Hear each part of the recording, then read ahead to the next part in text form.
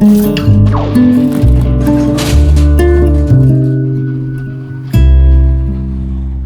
nome é Wesley Gondim, eu sou o diretor e o roteirista do Afeminadas.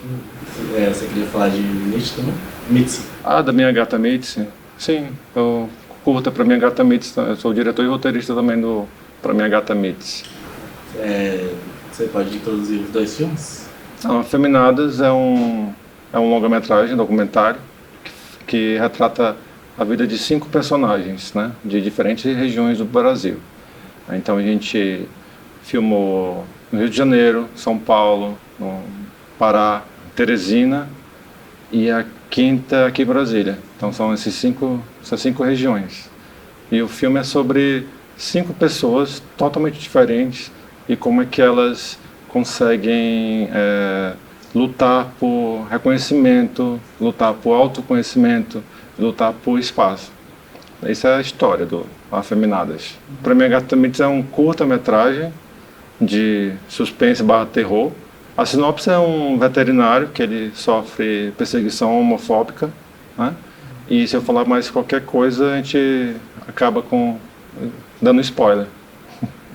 Você aborda muito essa temática LGBT nos filmes.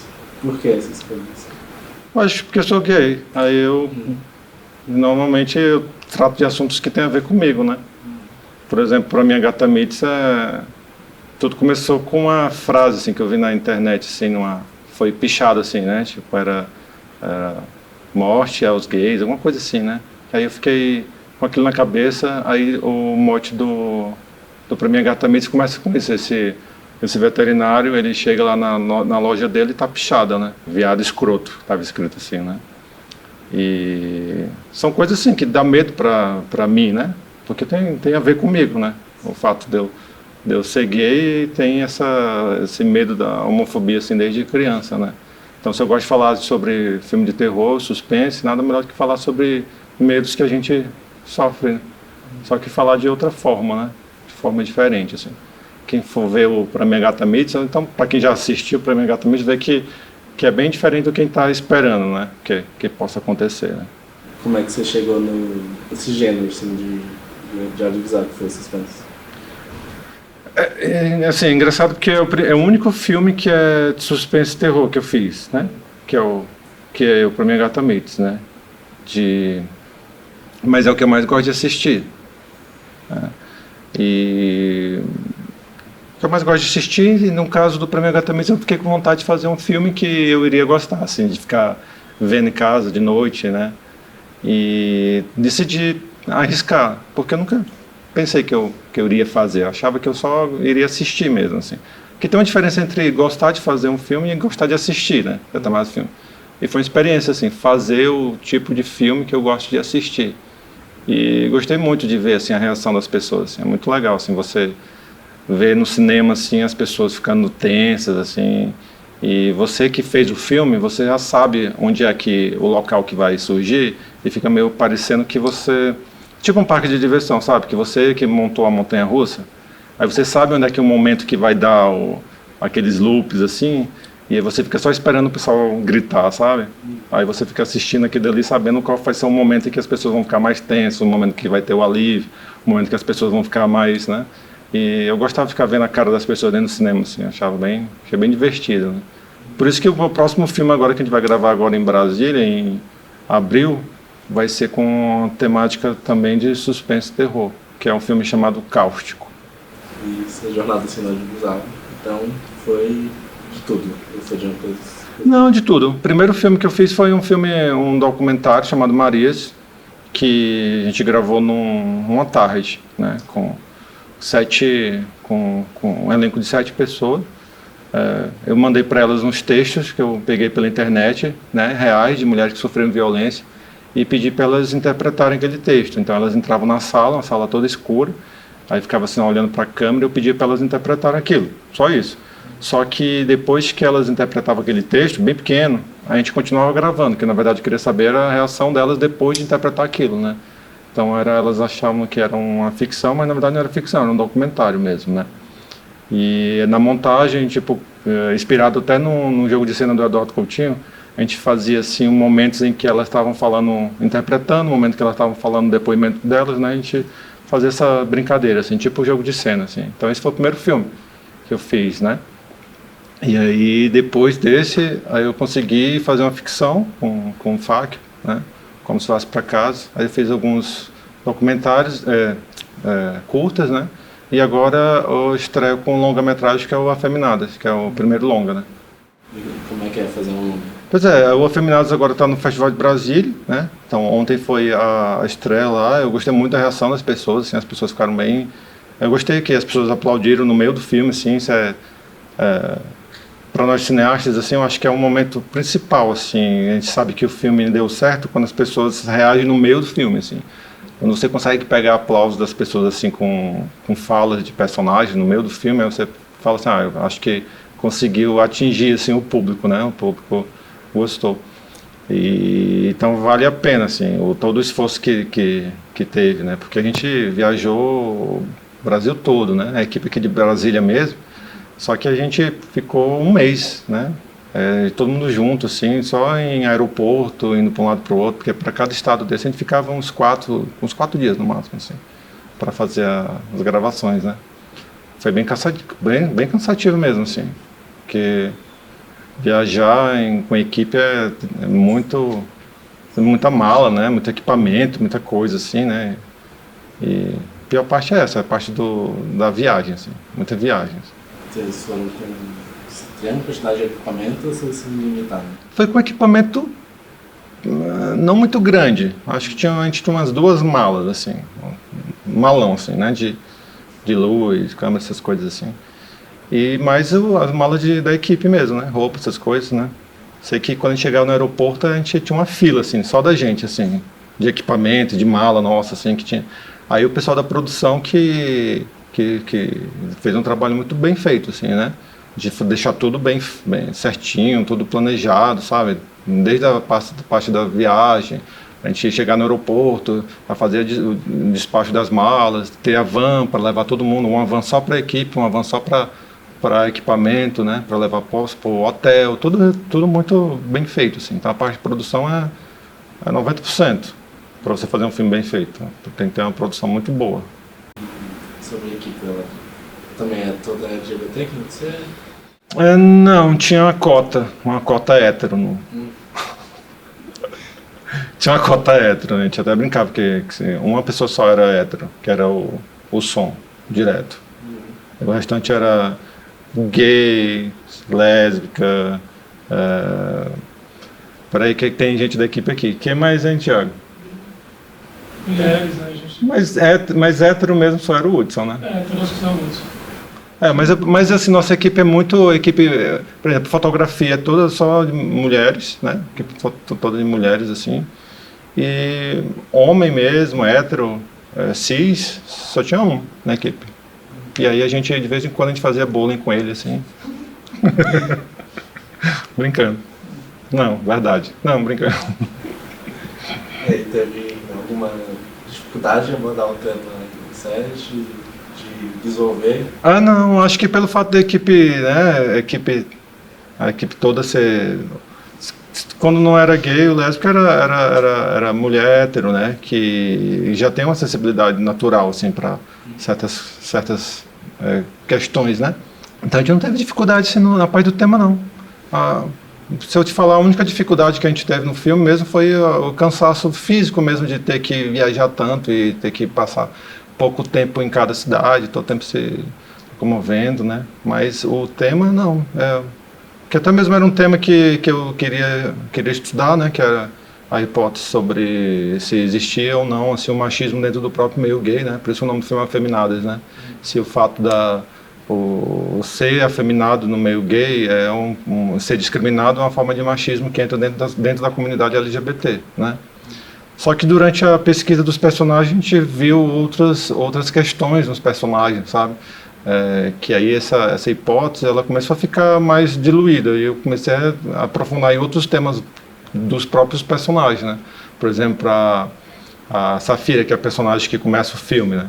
Ela foi expulsa de casa quando tinha 12 anos de idade por ser gay E aí ele teve que aprender a construir. Aí ele está construindo a casa dele, ele é pedreiro, né? Aí de noite faz show de drag queen e com o dinheiro dos shows ele compra tijolo, cimento e constrói a própria casa, no meio da Pavuna, né? Que é a comunidade lá no Rio de Janeiro. Então essa história já era, sabe, tipo, conhecer essa pessoa e ver a força que essa pessoa tem já é um tema muito grande, né? E aí a gente foi conhecendo os personagens e vendo assim cada um, né? Por exemplo, de Teresina, que é a Chandelle, né? Ela é drag queen, só que ela faz show, né? Não faz show em boate, ela faz show em hospitais de crianças com câncer, né? Para alegrar as crianças, assim, sabe? E aí a gente começa a ver que existe, sabe, um mundo enorme, assim. Então, para a equipe mesmo, ela abriu nossa mente, assim, para muitas questões, assim, sabe? Como é que foi a escolha dos personagens? A gente teve uma equipe, a gente tinha 12 pessoas na equipe de pesquisa, né? Só de pesquisa. A gente durou um tempão, assim, quase um ano fazendo só pesquisa, né? Procurando esses personagens, assim. Vendo na internet, notícia de jornal. Por exemplo, a Safira foi através da notícia de jornal que a gente viu, né? Lá no Rio de Janeiro, que era drag queen, era pedreiro de dia e drag queen de noite, né? A gente via a história da Safira, assim, e aí a gente veio atrás, conversar e tudo mais. Então a gente fez uma pesquisa assim pela internet, né? Conhecendo as pessoas. Aí teve uma lista grande, aí depois a gente foi diminuindo para ficar só nos 5 personagens. Escrever roteiro e montar depois, como é que é isso no documentário? Longo, assim. Foi assim, tinha que ter uma história, né? Por exemplo, dar um exemplo aqui, bem específico lá como aconteceu. Tem um personagem que é o Átila, né? Que a drag dele é Helena Borges, que é lá em São Paulo, né? Então ele é bailarino profissional, né? Do corpo de baile lá de São Paulo. Ele é drag queen e a história que é a mãe dele. Eu perguntei para ele sobre a mãe dele, eu vi que ele tinha uma relação boa com a mãe. Aí eu perguntei: tua mãe já viu você na boate, alguma coisa assim? Aí ele falou que não, mas ele queria. Aí eu, ótimo, pronto, então a história vai ser essa: tua mãe vai vir para tua casa, a mãe dele mora no interior, né? A mãe dele vai vir para tua casa e ela vai assistir o show, seu show, pronto. Aí a história toda é nisso, né? Ela chegando, depois ele conversando com ela, né? Ele colocando a roupa nela e tudo mais, e ela vai lá pra boate, e toda essa relação. E aí a gente tinha que torcer que essa história desse certo, né? Que quando chegasse lá, tudo isso funcionasse bem, né? E aí funcionou bem, sabe? Não foi aquele documentário que a gente fazia ficção misturado, não. A gente só sabia mais ou menos para onde a gente queria que eles fossem, mas não tinha nada decorado, assim. O personagem daqui de Brasília, né? Ele era gogo boy e ia parar de dançar, não queria mais. Aí a história dele no filme é o último dia que ele dança na boate, né? Aí é real mesmo, ele ia parar, né, de dançar. Aí ele dança com salto alto, assim, e a gente foi gravar isso, né? Gravar como é que era a sensação dele em relação a ser a última vez, porque ele não queria mais saber disso e tudo. E a história dele, do Jefferson, que é daqui de Brasília, é sobre um autoconhecimento, né? Que ele reflete sobre o que ele realmente quer, sabe? Se ele quer continuar, se quer parar. E eu achei isso bem interessante para trazer para o filme essa reflexão, sabe? E é isso, a gente só tinha uma historinha assim, sabe? Dele é parar de dançar e como é que seria depois disso, né? Outra, a mãe vê pela primeira vez ele numa boate, né?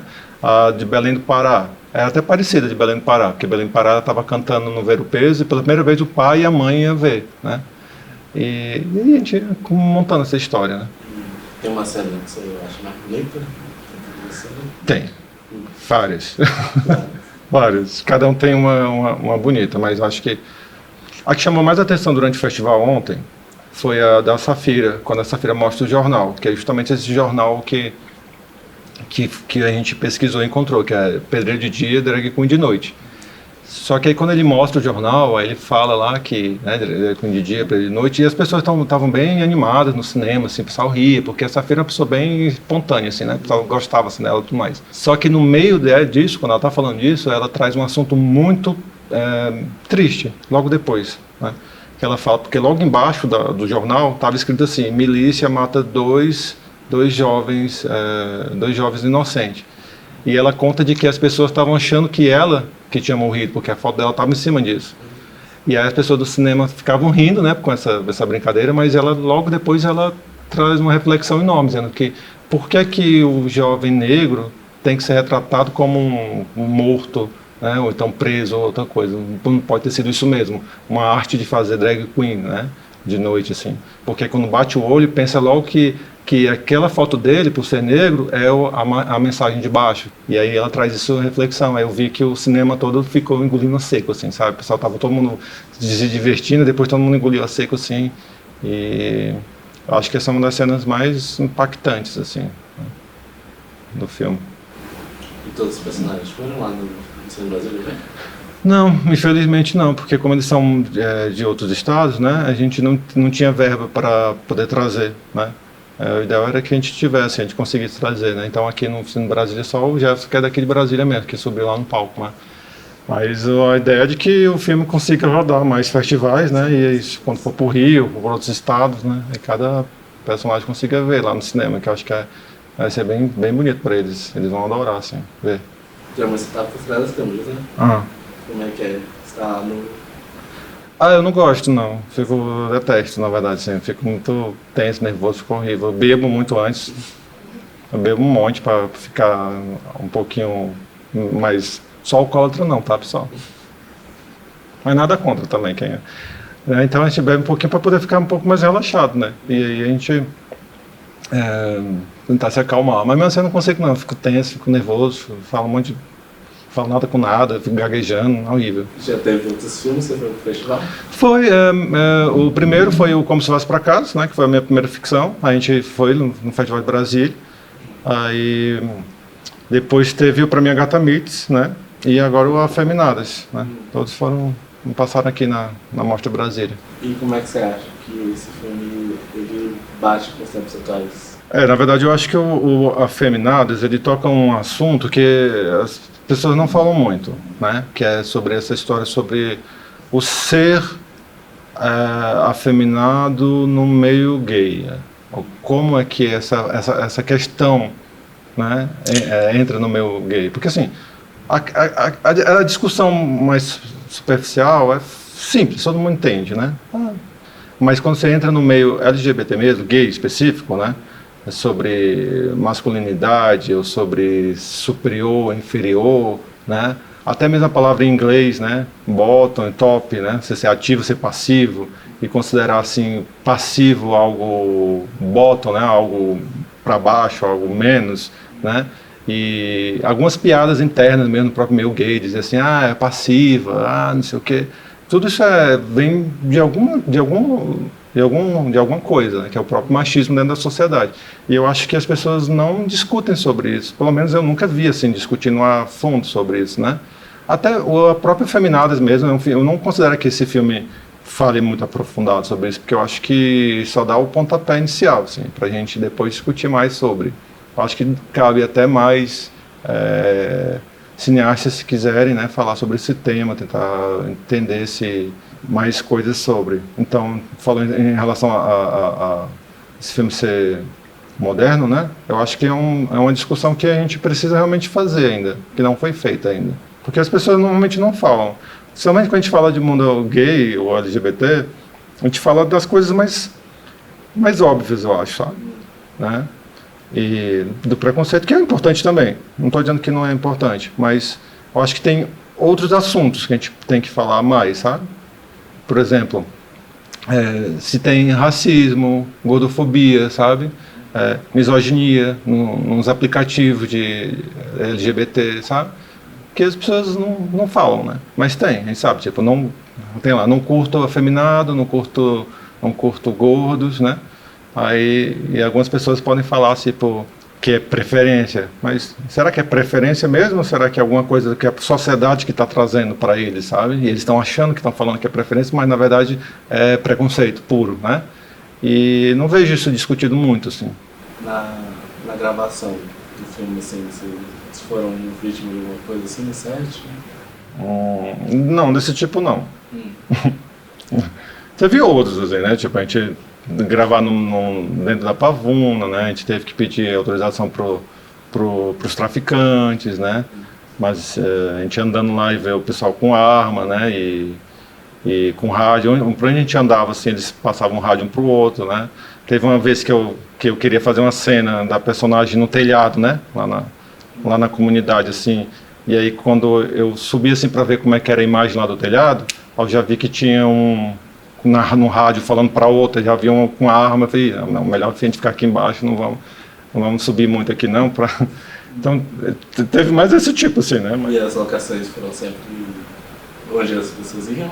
Ou vocês escolheram locações específicas, assim? Não, dependia muito de cada personagem, né? A gente gravou... Uma das coisas que deu muito trabalho é gravar dentro de boate, né? Eu acho que não aconselho ninguém a gravar dentro de boate, assim. E funcionando, né? Porque a gente tá com câmera. E todo mundo, e aquela coisa de bebida, né? E teve uma pessoa que tentou jogar bebida na câmera, assim, sabe? Aí porque as pessoas ficam bêbadas, assim, né? E a gente tem que gravar, por exemplo, essa cena do Jefferson desistindo de, assim, a última vez que ele ia dançar, né? Na boate, como Gogo Boy. A gente tinha que gravar ali na hora, né? A gente teve que ir ver mesmo o que estava acontecendo mesmo, tudo ali, e gravar valendo, né, na boate. Outra coisa também na boate lá em São Paulo, que a mãe do personagem, a mãe do Átila ia ver, né, ele lá se apresentando. Aí a apresentação tinha que ser uma vez só.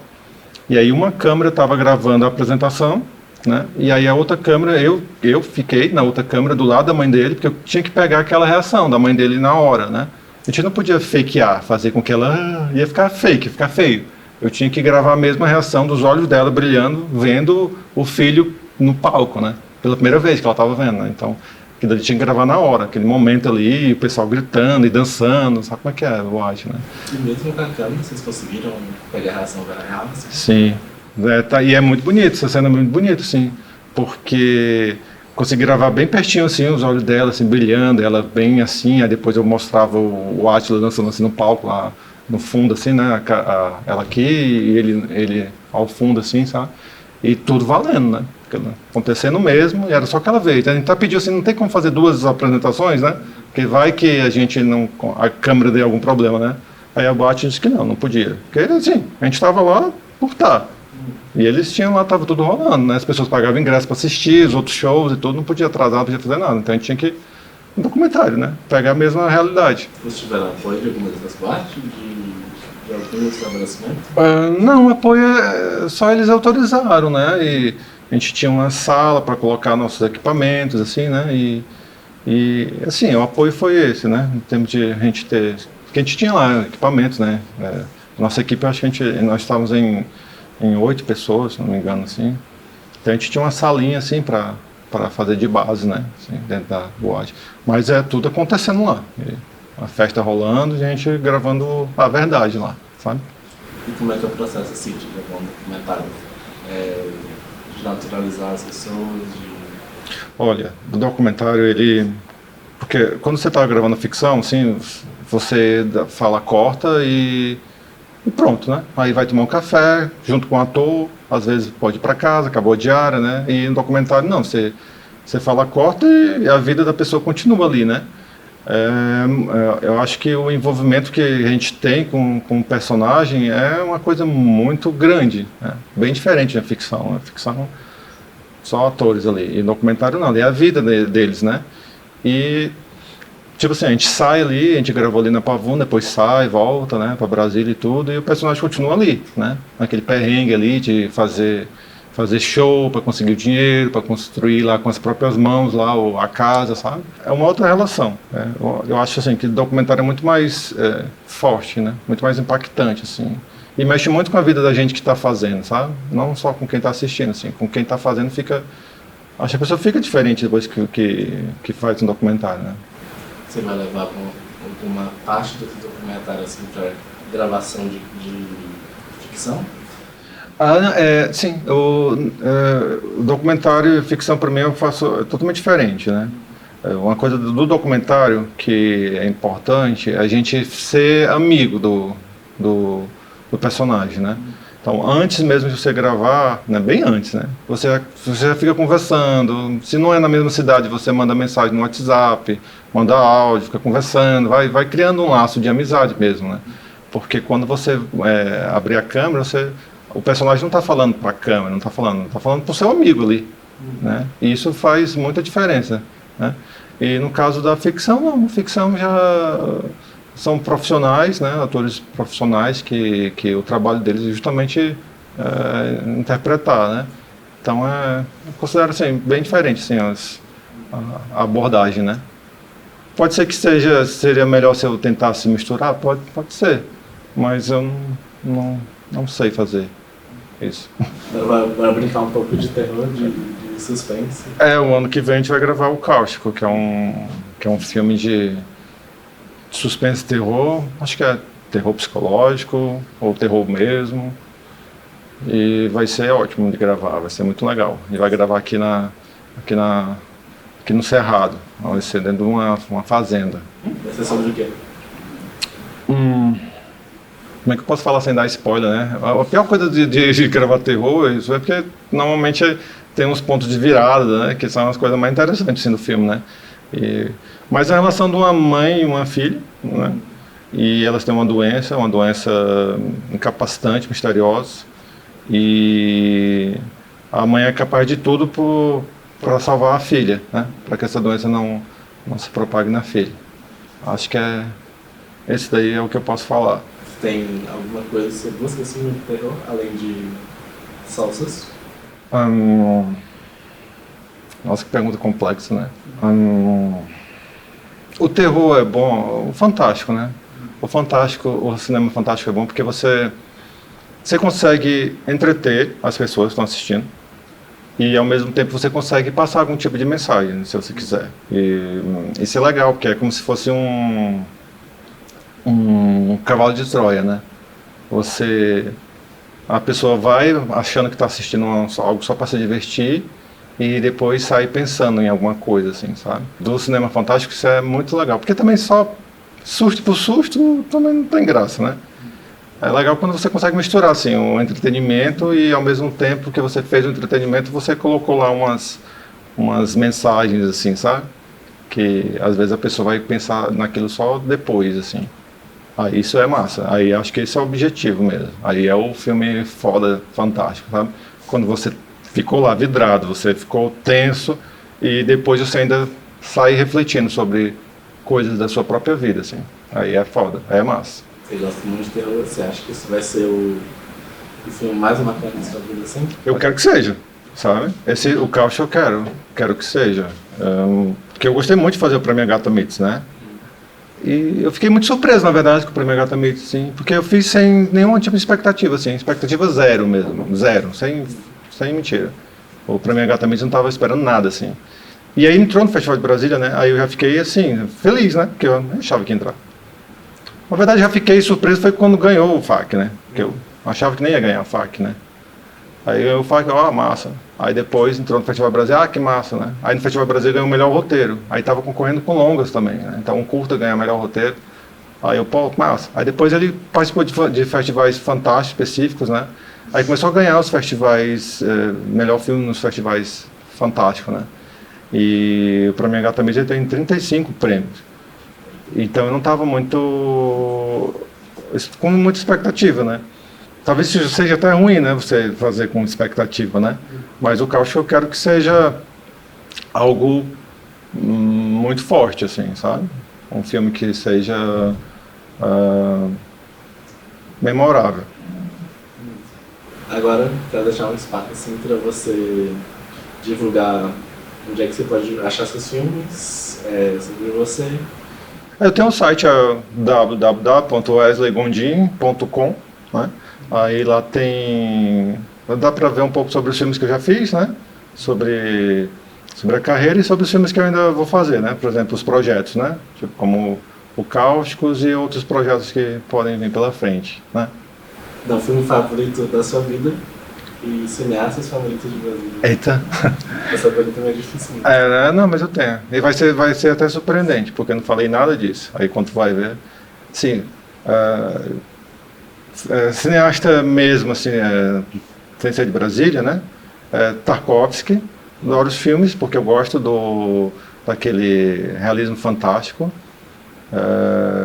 daquela atmosfera, né?